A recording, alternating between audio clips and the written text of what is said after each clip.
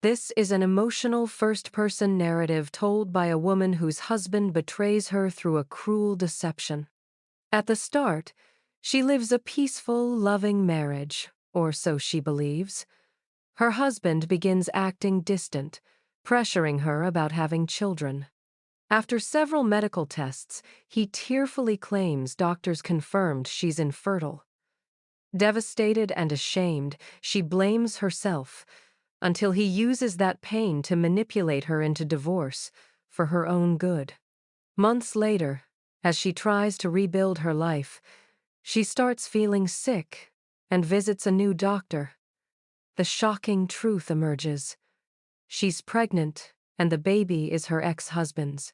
The realization breaks her, but it also fuels her determination to reclaim her dignity. When the ex-husband learns about the pregnancy, he comes crawling back, begging forgiveness. She allows him to face the truth, publicly exposing how he forged the medical documents and emotionally abused her. His family and friends turn against him, while she stands strong, choosing not revenge but self-respect. The story ends with her raising her child in peace, reflecting that he tried to destroy her with a lie, but that same lie gave her the strength to rebuild her life. The night I held the paper that said I was broken, the kettle clicked off behind me and the kitchen went silent, as if even the house didn't know what to say.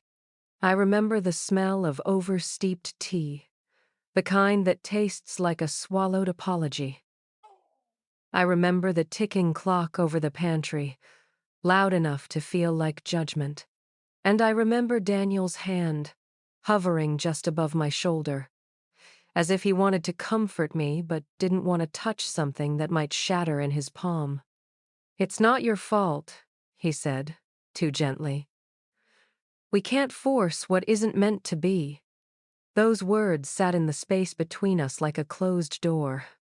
I turned the page over the clinic letterhead, the sharp black font, the line my eyes kept landing on: reduced ovarian reserve, unlikely to conceive, recommendation, counseling, next steps.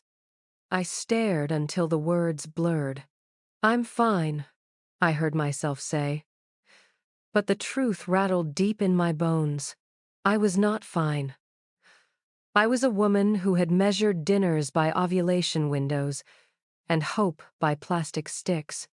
I was a wife whose calendar was full of chants and vitamins and quiet bargains with God. And now I was an ending printed on white paper. I folded it in half, then quarters. The paper made a crisp, small sound like a snapped wishbone.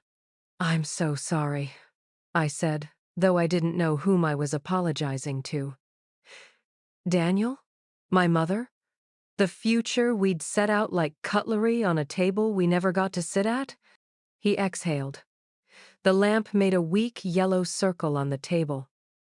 Outside, a neighbor's dog barked, then gave up.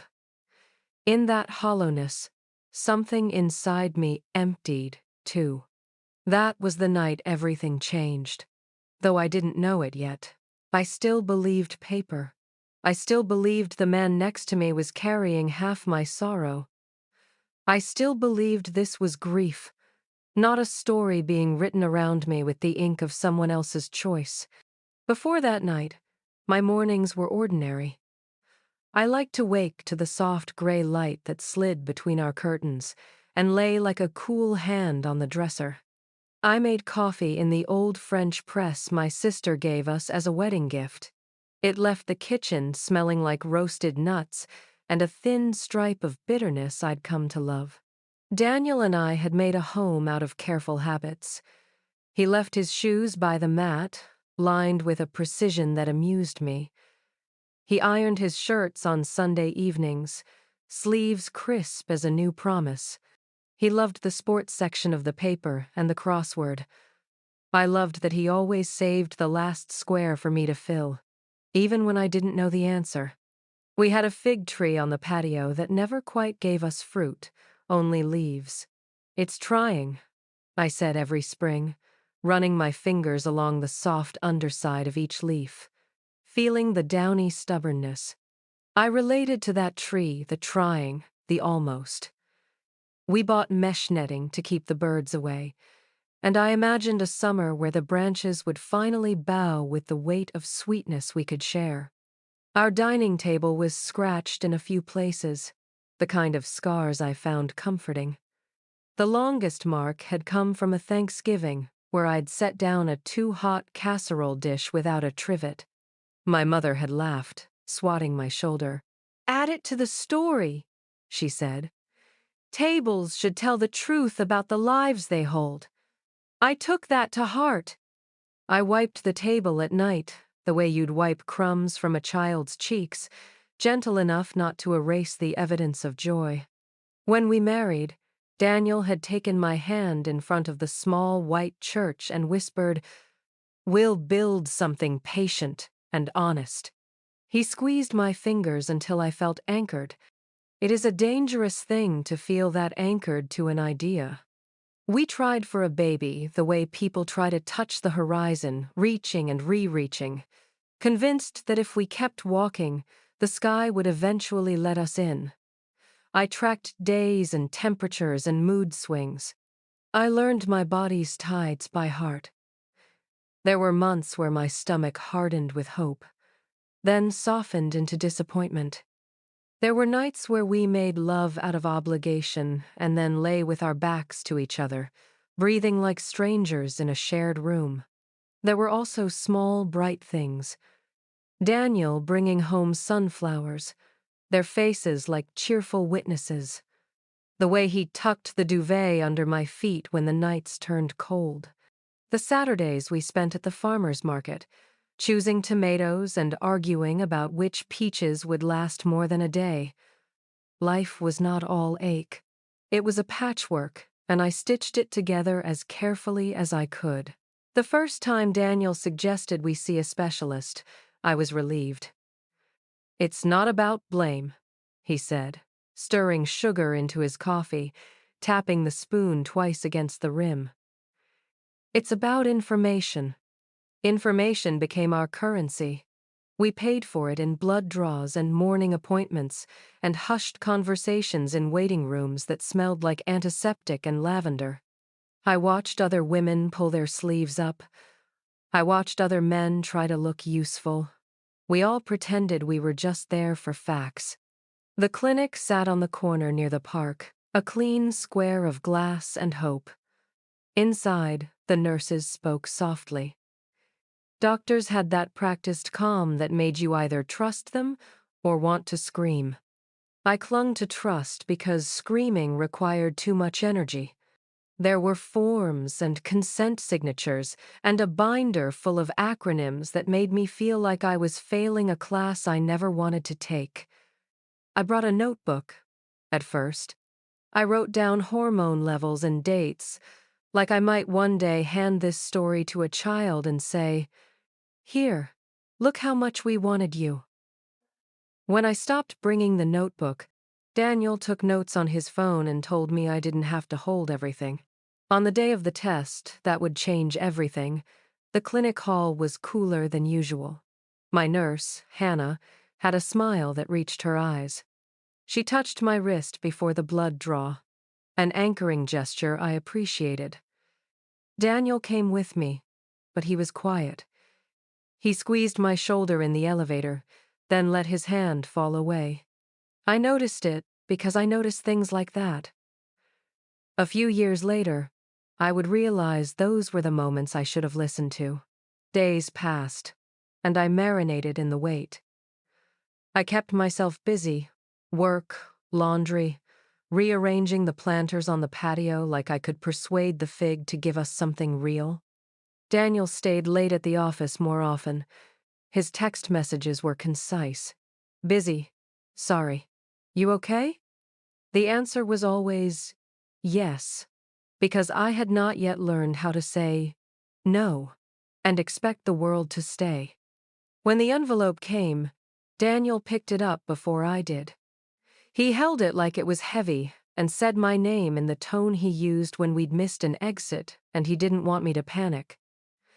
The kitchen lights buzzed faintly. The neighbor's radio drifted through the open window, an old song about love that made promises it had no business making. We opened it together. I read first, he read second.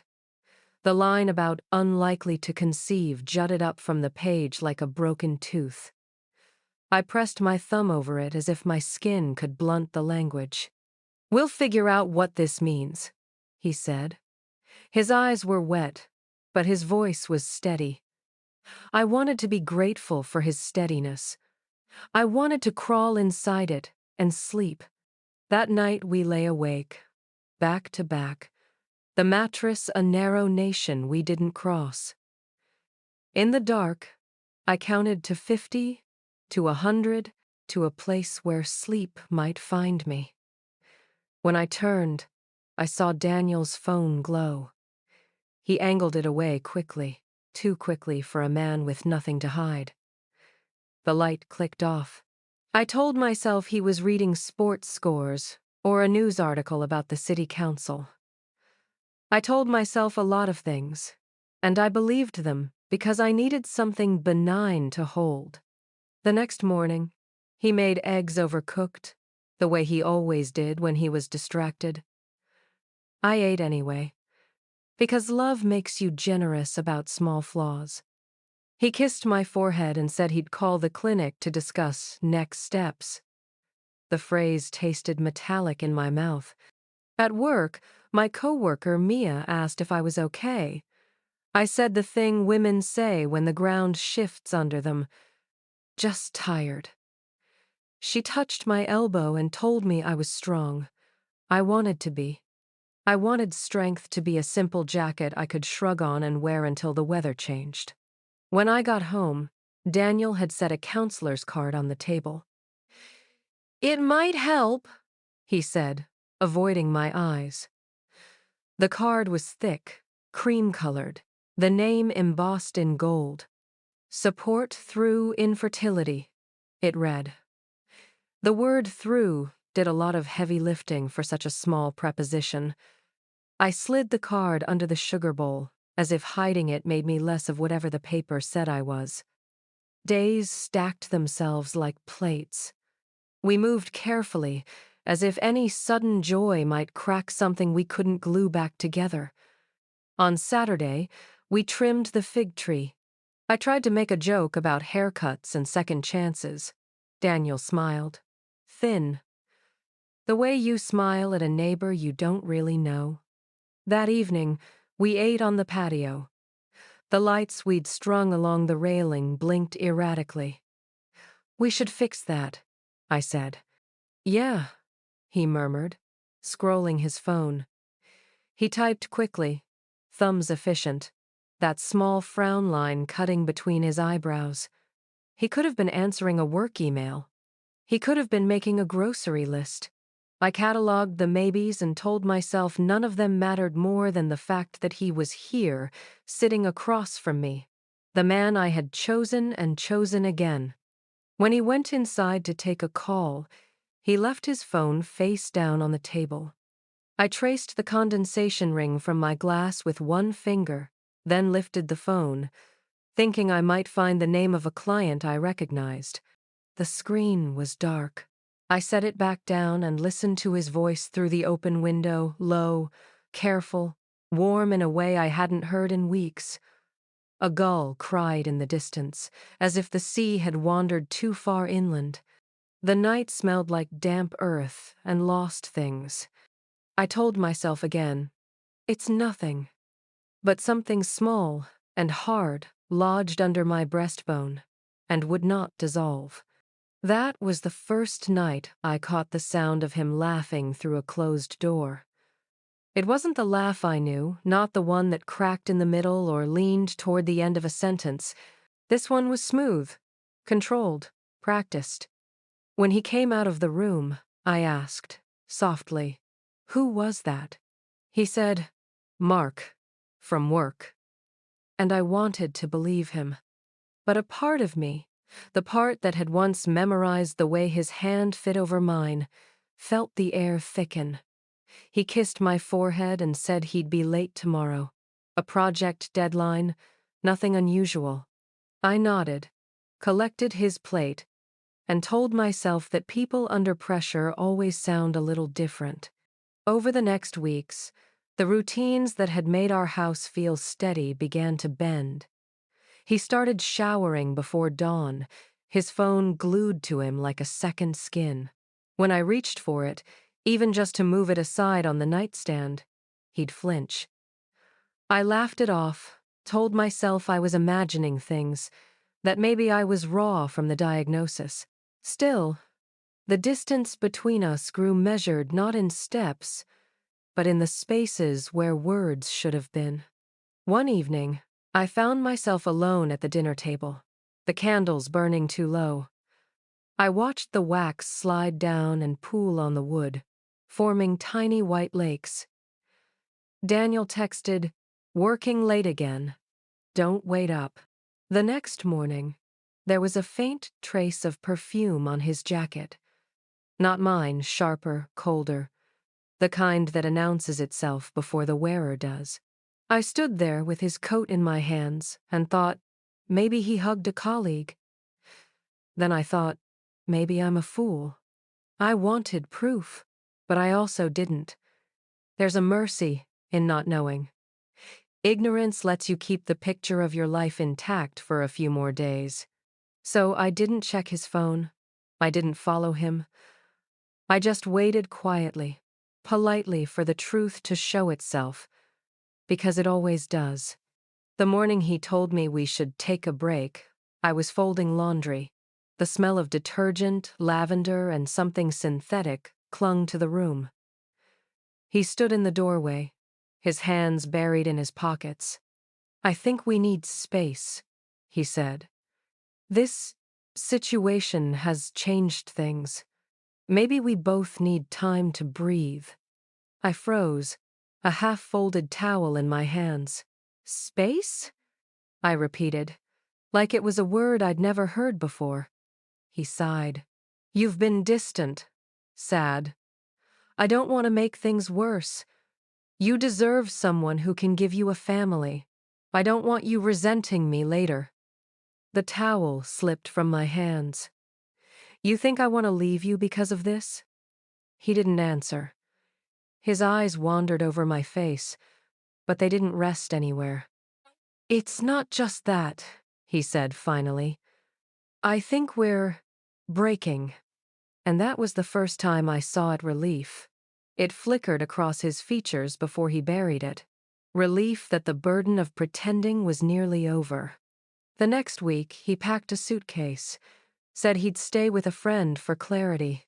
He kissed my cheek, and I let him, even though I wanted to pull back. After the door shut, the house exhaled. I sat in the quiet and listened to the sound of the refrigerator humming, the clock ticking toward a future I didn't understand. A month later, he filed for divorce. His lawyer called before mine did. Smooth voice, practiced tone. "Mr. Davis wishes to keep this process respectful and amicable." I signed the papers on a Thursday. The pen shook slightly in my hand, but my face didn't move. I'd spent too many days crying. Now my grief had hardened into something quieter. When it was done, I took off my ring. The skin underneath was pale, a ghost of commitment. I placed the ring on the counter and left it there overnight. The next morning, I slipped it into a drawer. The world didn't end. I kept waking up. I started running in the mornings, at first just around the block, then further. The air stung my lungs. It felt good to feel something physical instead of emotional. I got a new job in another district, something small but mine. People at work didn't know my story. I liked that. To them, I was just the woman with strong coffee and tired eyes. Sometimes, in quiet moments, I replayed our last months together, trying to find the exact second the truth had shifted. But memory is slippery. It hides what we don't want to see. Then, one morning, about 3 months after the divorce was finalized, I woke up nauseated. At first, I thought it was stress. I'd been working long hours, skipping meals, but when it happened again the next day, and the next, a quiet suspicion bloomed. I sat on the edge of the bed, the early sun cutting through the blinds in thin gold stripes. My hand trembled as I reached for the phone to call my doctor. "Let's run a few tests," she said gently. 2 days later, I sat in her office, staring at the same shade of beige walls I'd stared at before, waiting for results that might reshape my life again. When she walked in, she was smiling the kind of smile doctors use when they're about to deliver good news they still don't understand the context of. "Congratulations," she said softly. "You're pregnant." For a long second, I thought she was joking. The word pregnant bounced around the room like it didn't belong to me. I laughed once, sharp, disbelieving. "There must be a mistake," I said. "My husband," I stopped myself. "My ex-husband," the test said. She frowned. "We double-checked. Your levels are clear. You're about 8 weeks along." 8 weeks. I did the math. The timeline folded back neatly into the last month we were still together. The room tilted. I pressed my palm against the desk to steady myself. "Is everything okay?" the doctor asked. I nodded. "Yes," I whispered. "Everything's finally okay." But when I stepped outside into the cool air, the world felt split before and after. I sat in my car for a long time, one hand over my stomach. I wasn't thinking about the logistics or the fear or even the betrayal yet. I was thinking about the tiny pulse inside me, a heartbeat that shouldn't have existed but did. A child made from lies, but still innocent of them.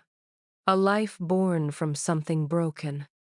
That evening, I pulled the old clinic envelope from my drawer, the one with the diagnosis that had ended my marriage. I stared at it, then at the date on my pregnancy report. The irony burned. Something didn't fit the timing, the certainty, the way Daniel had insisted on handling the paperwork himself. The more I thought about it, the less sense it made. So I called the clinic. The receptionist transferred me 3 times before a doctor came on the line. When I gave her my name, she paused. "I don't see your results here," she said, finally. "We have a request for a copy, but it was sent to another email, not yours." My heart stuttered. "Whose?" She hesitated. "Daniel Davis." I felt the room narrow. "And the result?" "I'm sorry, Mrs. Davis or Miss Davis now. But according to our system, your tests were normal. No infertility markers." The words landed like a door slamming shut, and then the silence, after the kind that holds its breath before the scream comes. He hadn't just left me. He had made me believe I was broken. That night, I sat by the window with every light in the house off. The city moved quietly beyond the glass headlights, sirens, laughter from someone else's world. Inside mine, it was just me, my hands over my stomach, and the realization that my entire life had been rewritten by a man who wanted freedom more than truth. And for the first time in months, I didn't cry. I didn't even shake. I just whispered, "Not anymore," because I knew what I had to do next. The next morning, the world looked too bright, the kind of light that makes everything sharp, like the truth had decided to stop hiding in shadows. I didn't sleep that night. I watched the clock hands crawl from 1 hour to the next, listening to the sound of my own heartbeat. Every memory of Daniel began to rearrange itself. The way shattered glass reflects new shapes when you move it. His soft words, his sudden distance, his relief when I agreed to the divorce, all of it now made sense. He hadn't been broken by the truth. He had built the lie. He'd taken the letter from the clinic, rewritten my life, and watched me collapse under it. And he had done it so calmly that I'd thanked him for being strong. I made coffee that morning, the bitter kind I used to hate. I drank it cold, staring out the kitchen window. The fig tree outside had lost half its leaves. It looked thin, stubborn, alive. "I know," I whispered to it. "Me too." I didn't tell anyone at first, not even my sister, not my closest friend. I needed time to understand what justice would look like for me, not the dramatic kind from movies, not the screaming, glass-breaking kind. Real justice. Quiet, deliberate, dignified. I kept working. I went to prenatal checkups.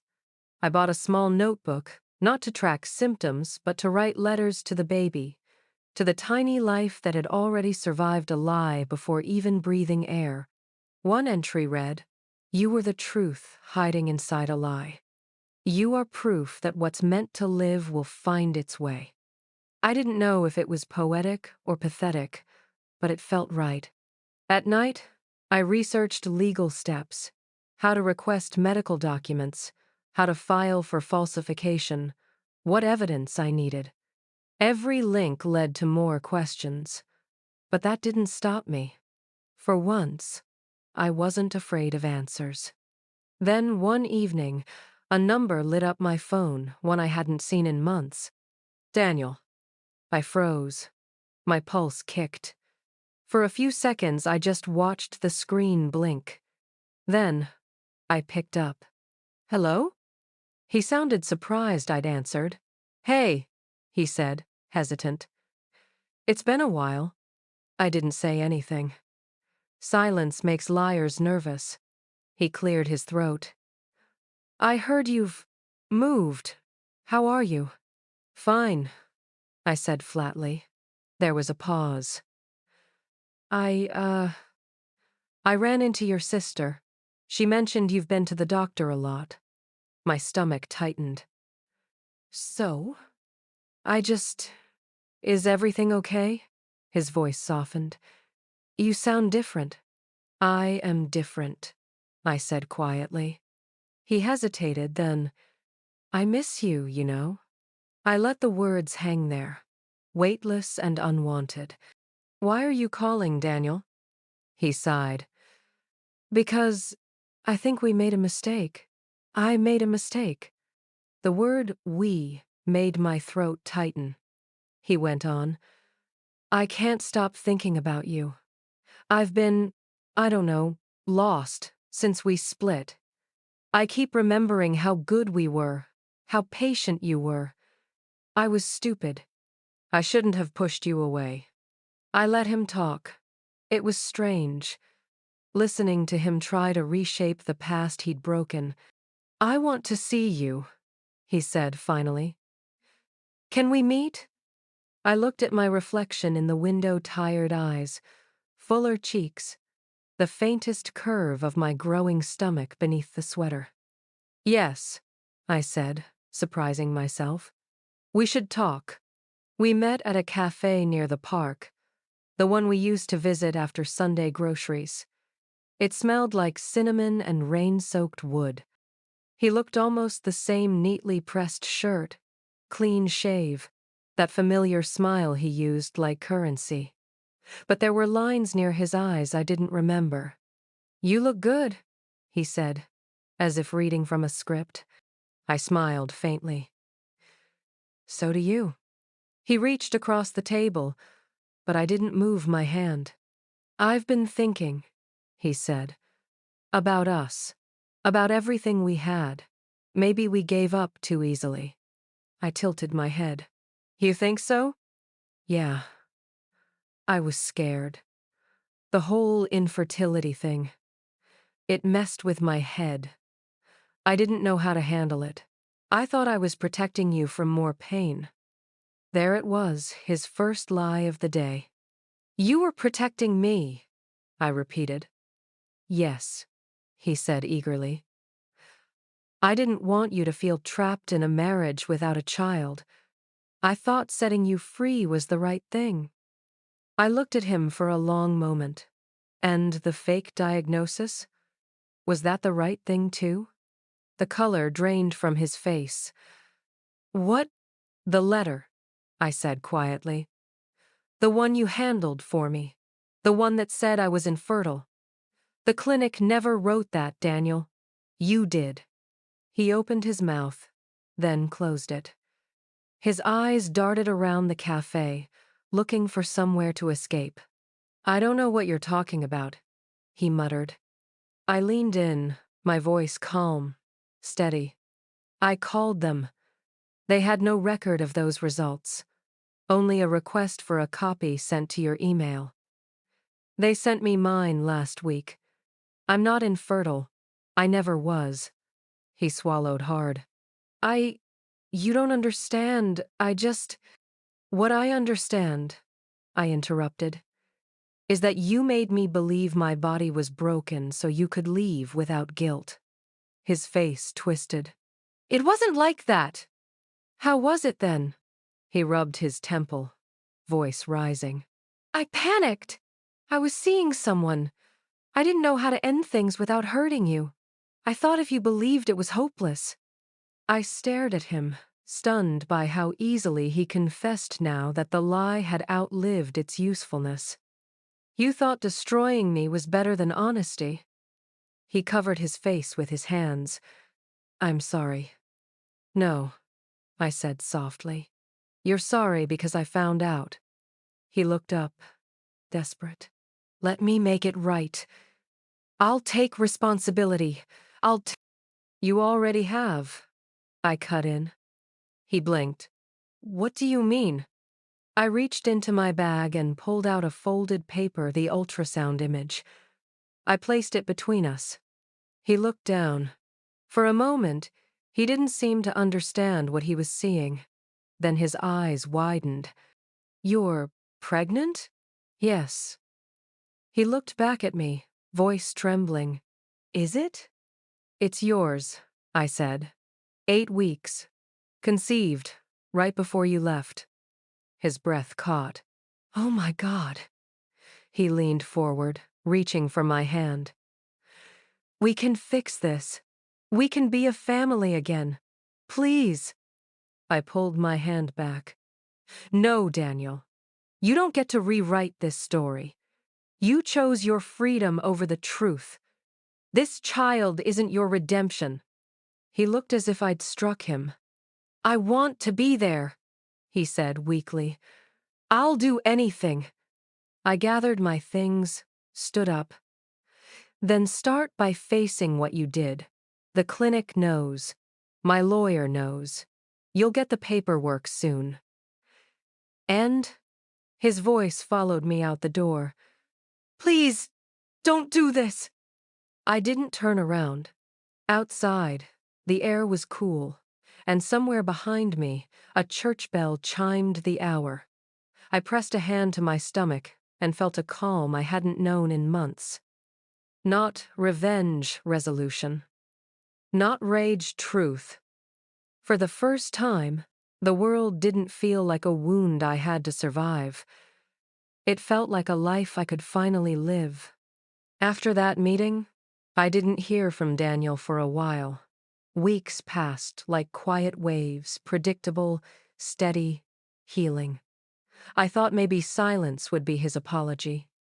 But men like Daniel rarely stay silent when their pride is bleeding. It started with small things. A text late at night. "Can we talk?" Then a voicemail, his voice thick, rehearsed. "I made a mistake. Please let me explain." I never replied. Then, one morning, as I was leaving for a prenatal checkup, I found him standing by my car.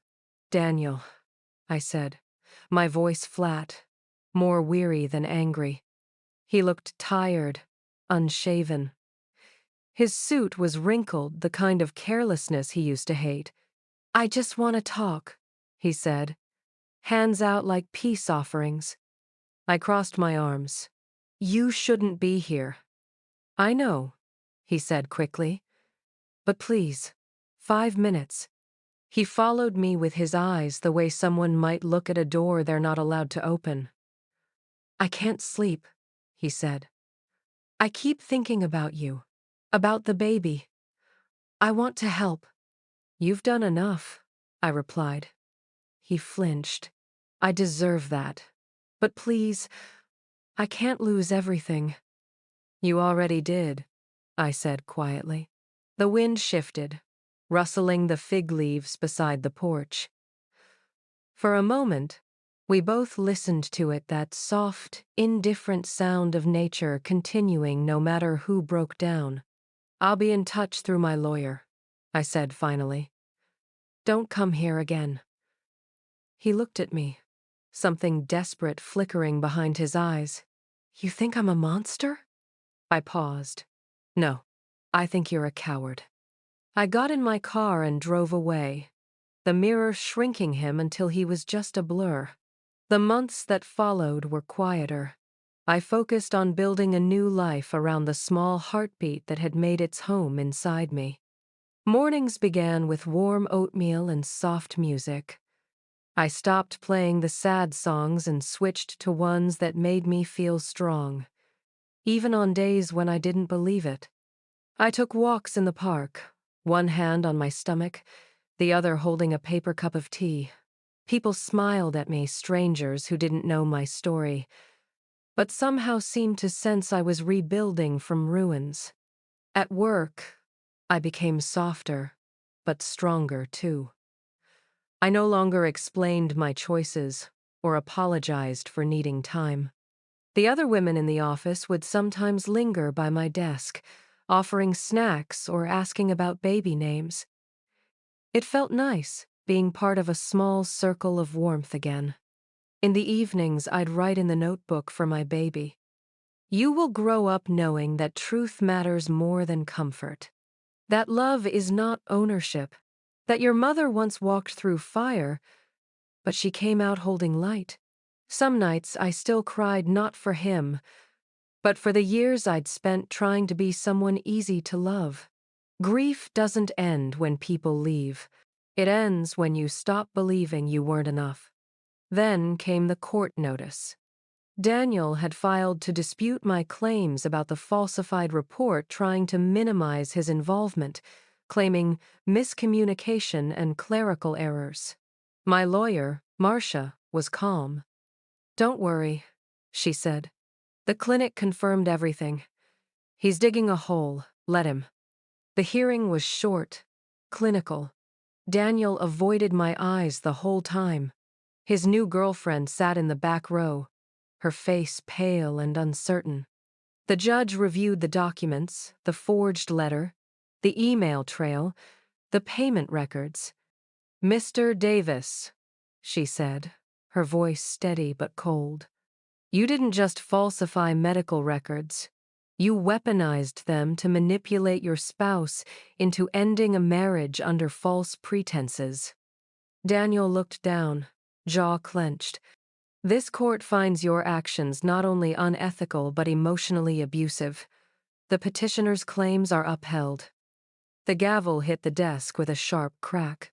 For a moment, the sound echoed like thunder in my chest.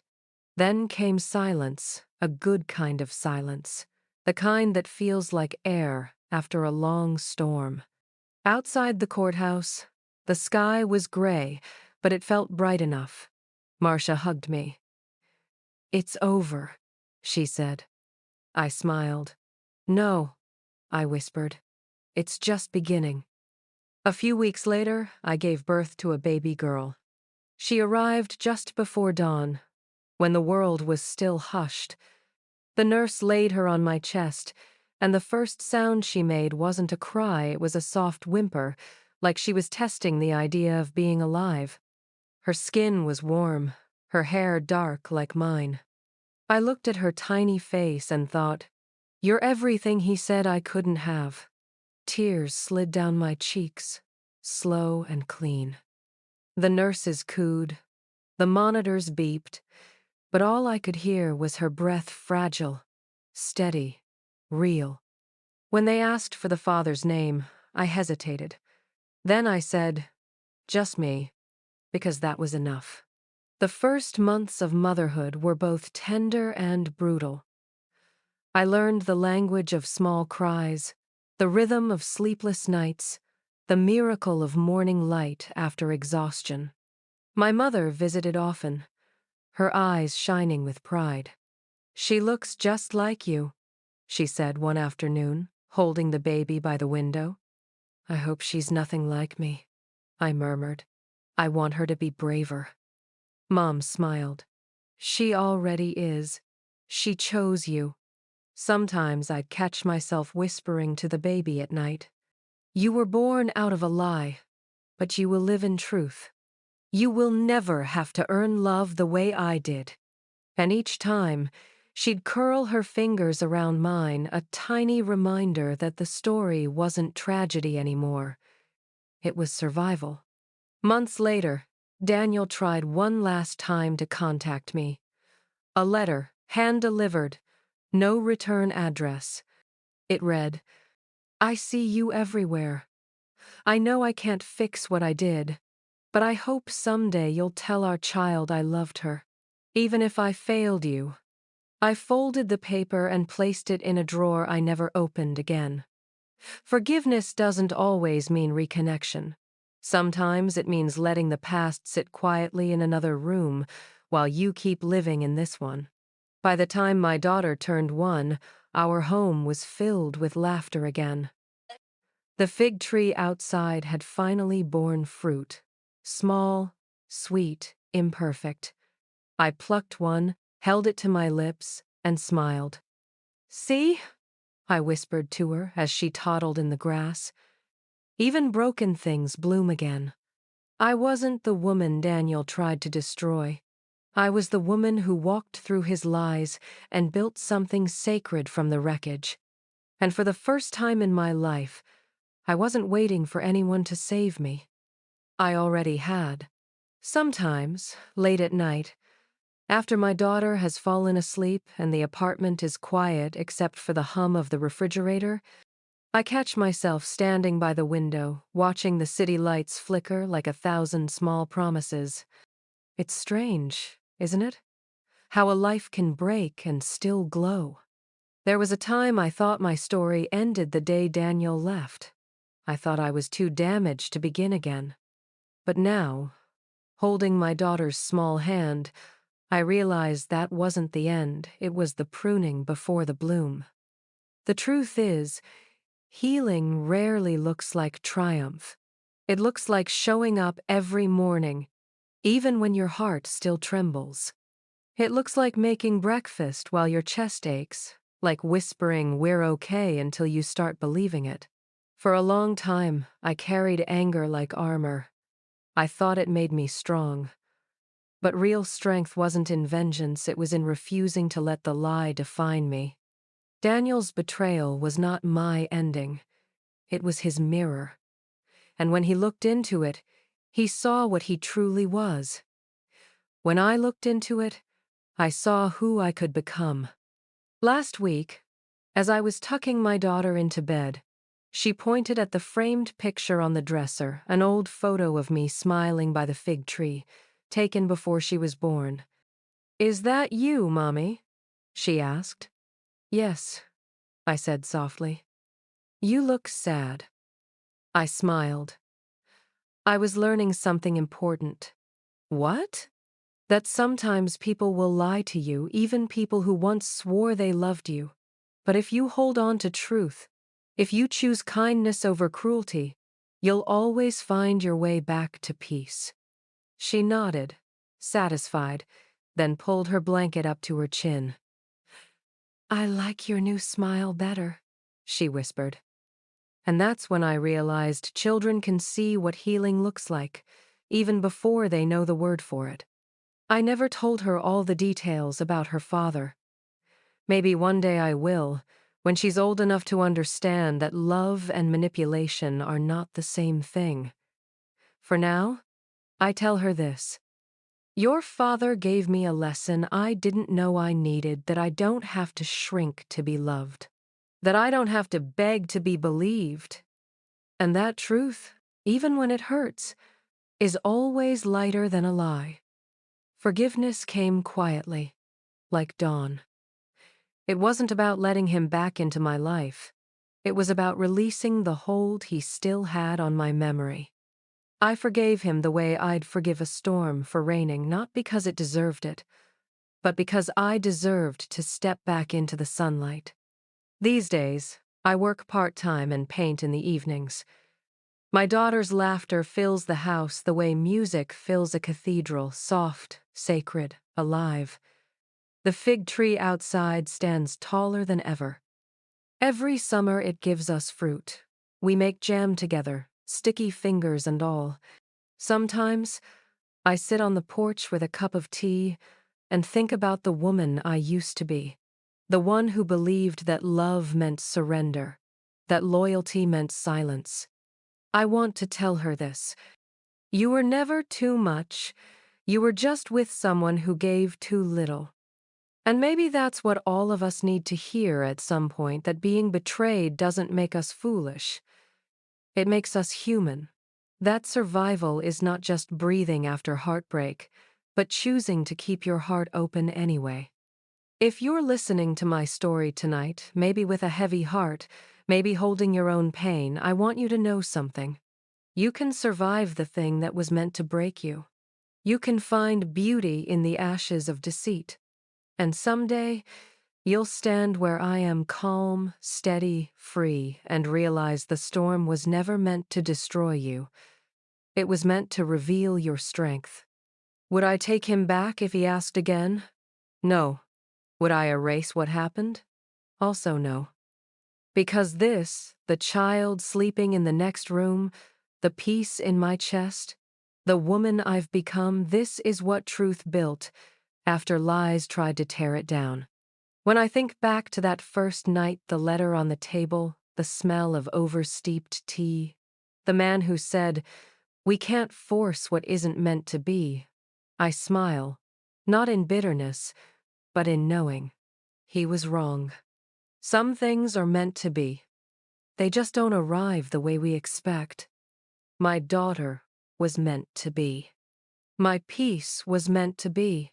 And the woman I am now, honest, unafraid, whole, she was meant to be too. So if you're out there listening, tell me, would you have forgiven him? Would you have chosen peace over revenge? Tell me in the comments. And if this story touched you, stay a while. Subscribe, share, and let's keep reminding each other. Even after betrayal, there is still life.